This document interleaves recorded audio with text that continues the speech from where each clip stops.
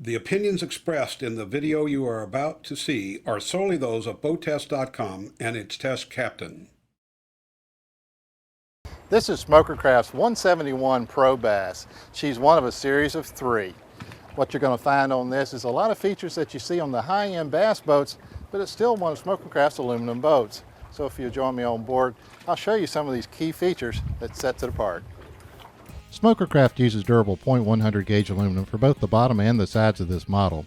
While she sports just about everything you need to get into the hunt for bass, there are a few options that you can add, such as a gas 5x5 or 10x10 battery onboard charger.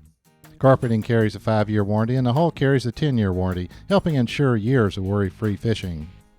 Stability is important, and I'm walking around on this boat. I don't feel uncomfortable at all, nice and stable. Got an extra wide beam. Part of it is extra wide gunnel tops. Good place to put my foot. I can stand here very comfortably and cast all night long. Starting up front, it's rigged for a trolling motor such as a Motor Guide 46 with wired foot control. Like any good bass rig, it does have a trim switch up front, and the bow light is conveniently stowed in clips right up front where it will be needed at night. The trolling motor batteries are distributed into 2 boxes in the bow deck forward, helping maintain the boat's trim. Just aft, the battery boxes are tackle lockers on port and starboard. The center rod locker is well organized, and both the tackle lockers and the rod locker can be secured.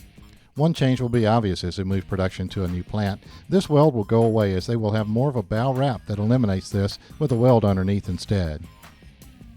Up front for our casting deck, we got about a 67 by 72 inch space, which is a lot of room.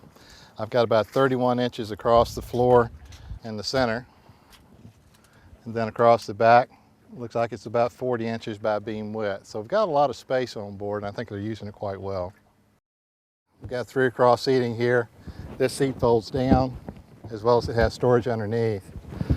Big piece is the pod here. And instruments are up where I can see them, a nice little deflector rig to keep the air off my face.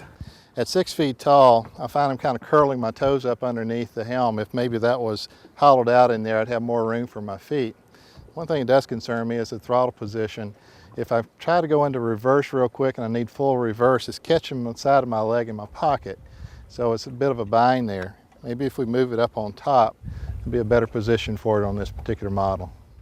All right, here's something they pulled from the Northern Fishing design. This is a 50-inch wide fish well. You've got your bait bucket over here.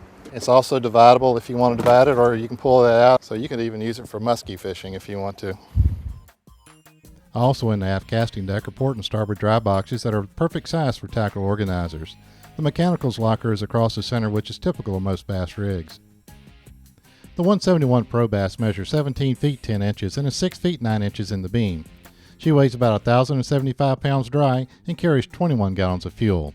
She's rated for a maximum of 90 horsepower outboards. Having spent a lot of time on bass rigs, I can assure you that you'll have most everything you could want on a fiberglass rig on this durable Smokercraft aluminum rig. And of course, aluminum boats are usually lighter than fiberglass, so you're going to save money on fuel, all things being equal. If you typically use your boat in some rough places or just want to ensure durability without worrying about delicate fiberglass gel coat, then the Pro Bass 171 is a good option for you to consider.